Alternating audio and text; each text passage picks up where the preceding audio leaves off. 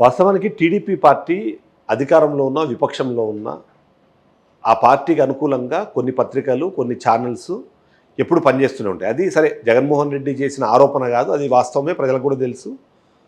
ఆ నేపథ్యంలో సరే ఆ పేపర్లు కానివ్వండి ఆ ఛానల్ పేర్లు మనకు అనవసరంగా మనం ఇప్పుడు ఒక మాట్లాడుకుందాం.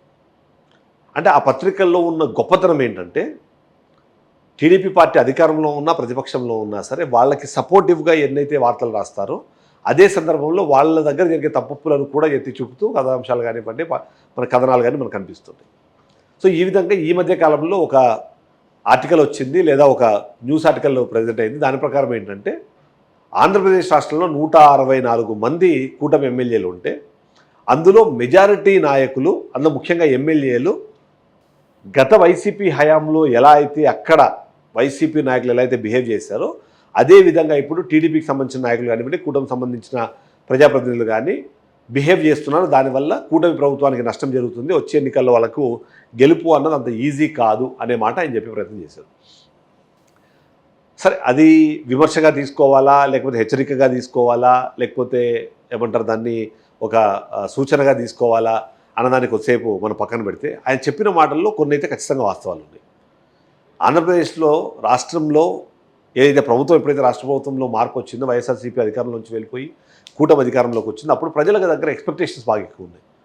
అందులో ముఖ్యంగా చంద్రబాబు నాయుడు కానివ్వండి పవన్ కళ్యాణ్ కానివ్వండి కొత్త తరహా రాజకీయాలు ఇస్తాము, లేకపోతే అవినీతి రహిత రాజకీయాలు ఇస్తామని చెప్తున్న నేపథ్యంలో ఇప్పుడు జరుగుతున్న పాలన అవినీతి రహితంగా నిజంగానే జరుగుతోందా? గత ప్రభుత్వ హయాంలో జరిగిన తప్పులు చేసిన పొరపాట్లు ఏవైతే ఉన్నాయో అవి ఇప్పుడున్న ప్రజాప్రతినిధులు చేయట్లేదా అంటే కాదు, ఖచ్చితంగా చేస్తున్నారు అన్నదే ఆ కథనం చెప్పక సామరాంశం. ఏం చెప్తున్నారు?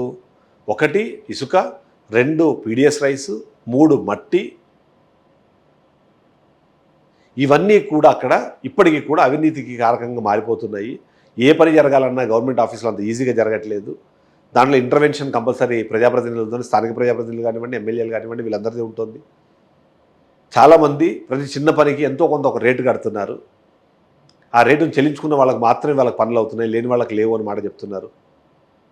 ఇవి సరిపోవు అన్నట్టు గత ప్రభుత్వ హయాంలో జరిగిన తప్పులు ఏవైతే ఉన్నాయో ఎవరైతే ఆ తప్పుల గురించి మాట్లాడారో వాళ్ళు మళ్ళీ అవే తప్పులు చేస్తున్నారన్న ఒక మాట కూడా వినిపిస్తుంది. కొంతమంది ఎమ్మెల్యేల మీద 100 కోట్లు సంపాదించారన్న ఆరోపణ వినిపిస్తుంది. మరికొంతమంది ఎమ్మెల్యేలేమో ఓపెన్గానే చెప్తున్నారు మేము ఖర్చు పెట్టాము కాబట్టి మేము సంపాదించుకోవాల్సిన అవసరం ఉంది అని. దీనికి అనుగుణంగా గతంలో కూటమికి పాజిటివ్గా మాట్లాడిన ఒక సర్వే సంస్థకు సంబంధించిన వ్యక్తి ఏమో 88 మంది దాదాపుగా ఇప్పుడు రెడ్ నోటీస్లో ఉన్నారు వాళ్ళు, కాబట్టి వాళ్ళు ఓడిపోయే అవకాశం ఉంది, కాబట్టి ఇప్పటికైనా కళ్ళు తెరవకపోతే కష్టం అంటున్నారు.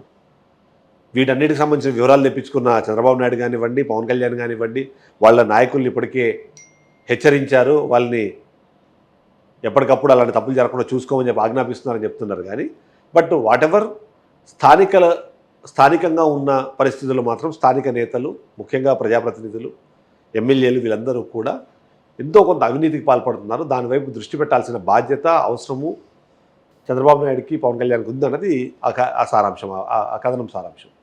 సో ఆయన హెచ్చరించినట్టుగా ఇప్పటికైనా వాళ్ళు కళ్ళు తెరిచి అవి జరగకుండా ఆపడం కానివ్వండి, ఆ జరిగిన వాటికి ఆ తప్పులను సరిదిద్దే ప్రయత్నం కానీ చేయకపోతే వచ్చే ఎన్నికల్లో ఇబ్బందికర పరిస్థితులు ఉంటాయన్నదే ఆ కథనం యొక్క సారాంశం.